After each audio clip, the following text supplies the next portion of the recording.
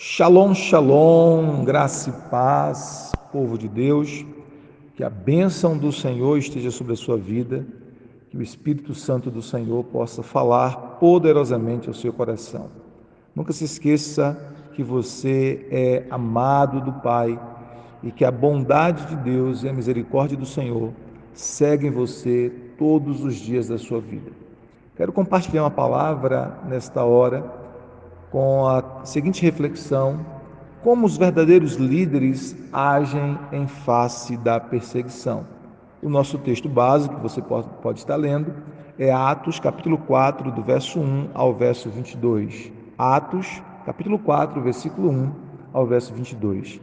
Como os verdadeiros líderes agem em face da perseguição.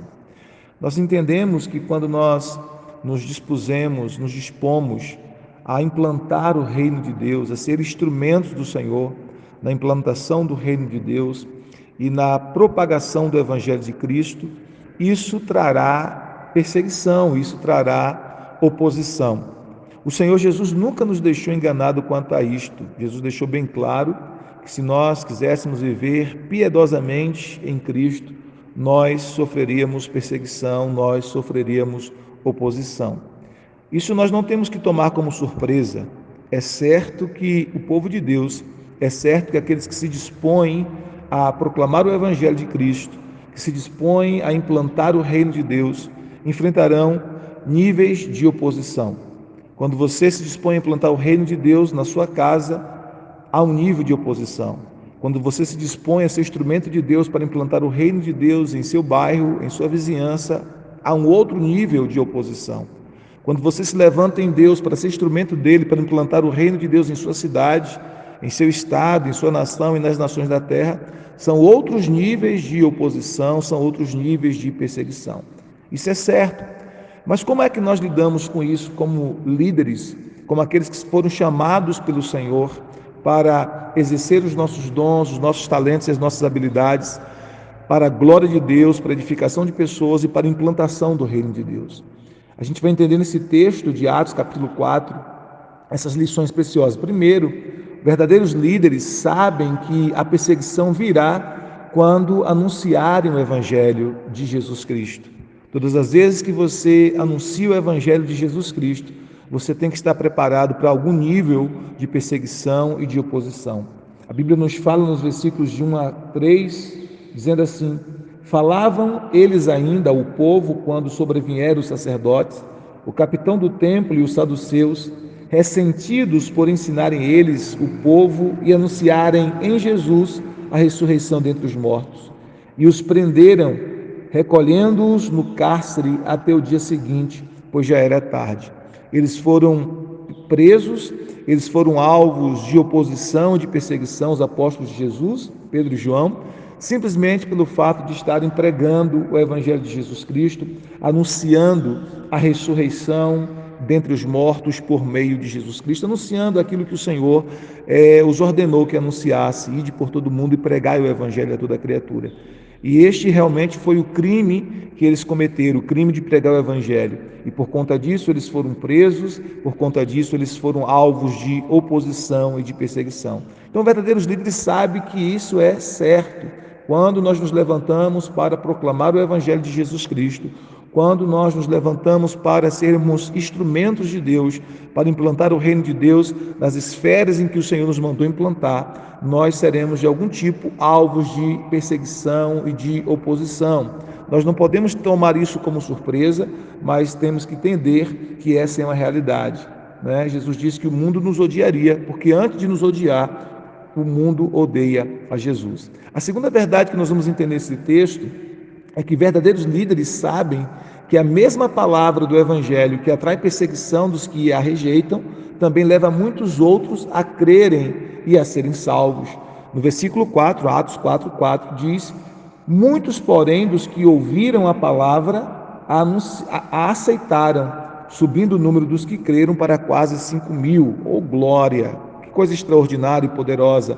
Muitos rejeitaram os líderes religiosos por inveja, rejeitaram a palavra, perseguiram os apóstolos, se opuseram, mas aqueles que ouviram com fé, creram no Evangelho e foram salvos. E a Bíblia diz que houve um acréscimo naquele dia de quase 5.000 pessoas, quase 5.000 almas. E aí é uma lição para nós.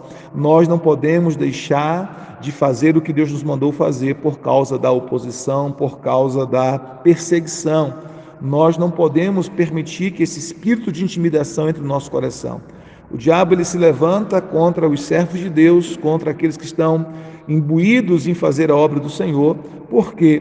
Porque ele quer plantar um espírito de intimidação, ele quer nos intimidar para que nós possamos deixar de fazer aquilo que o Senhor nos deixou para fazer. Por quê? Porque ele sabe dos resultados espirituais. Nesse caso aqui, os apóstolos proclamaram, houve a rejeição dos líderes religiosos por inveja, movidos por inveja, houve a perseguição, mas também houve aqueles que creram, e os que creram foram salvos, e a Bíblia diz que foi um número de quase 5.000 pessoas. Então, nós sabemos que a mesma palavra, que uns rejeitam, outros vão crer e vão ser salvos. Terceira coisa importante que nós aprendemos nesse texto é que líderes cheios do Espírito Santo se tornam intrépidos e ousados mesmo em face da perseguição.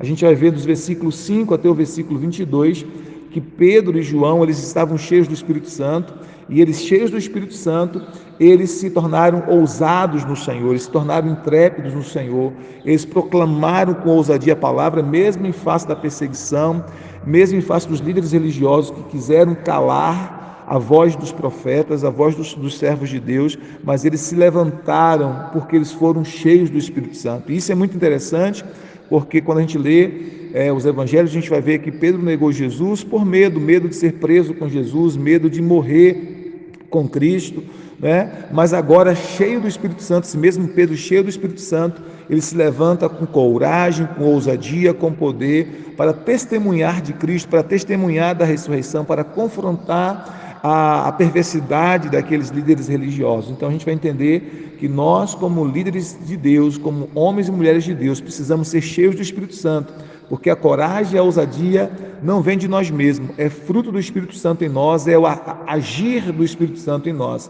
E aí, cheios do Espírito Santo, a Bíblia diz que Pedro e João eles proclamaram que há poder no nome de Jesus, eles proclamaram que Cristo morreu sim, ele foi crucificado sim, mas Deus o ressuscitou dentre os mortos. Eles proclamaram, cheio do Espírito Santo, que Jesus Cristo ele é a pedra angular, rejeitada pelos construtores de Israel, mas é aceita por Deus, escolhida por Deus. Eles vão dizer no versículo 12 que somente Cristo salva, que a salvação está somente em Jesus, nenhum outro nome, nenhuma outra pessoa, nenhum outro ser pode trazer a salvação, somente por meio de Cristo é que é possível ser salvo. Então observe que eles foram cheios do Espírito Santo e nessa unção do Espírito Santo eles puderam proclamar todas essas verdades. E a Bíblia nos fala no versículo 13 que até mesmo os perseguidores deles perceberam que eles haviam recebido essa unção e que eles haviam estado com Jesus. Então, cheios do Espírito Santo, Pedro e João estavam dispostos a continuarem obedecendo a Deus, independente das circunstâncias. Pedro chega a dizer para aqueles líderes religiosos: olha, julgai entre vocês mesmos se é justo diante de Deus ouvir-vos antes a vós outros do que a Deus, pois nós não podemos deixar de falar das coisas que vimos e ouvimos. Então, cheios do Espírito Santo, eles estavam dispostos a continuar obedecendo a Deus, independente das circunstâncias, independente das consequências. Eles sabiam que eles poderiam ser presos novamente, que eles poderiam ser perseguidos novamente, que a oposição se levantaria novamente, que eles poderiam até mesmo ser mortos, mas porque eles estavam cheios do Espírito Santo, eles estavam dispostos a continuar fazendo aquilo que Deus lhes mandou fazer, independente das consequências. Então isso é uma lição para nós. Se nós queremos ser instrumentos na mão de Deus, se nós queremos ser bênção na vida de outras pessoas, estar edificando o reino de Deus, estar sendo instrumentos na mão do Senhor para a edificação do seu reino, saibamos de uma coisa: haverá perseguição.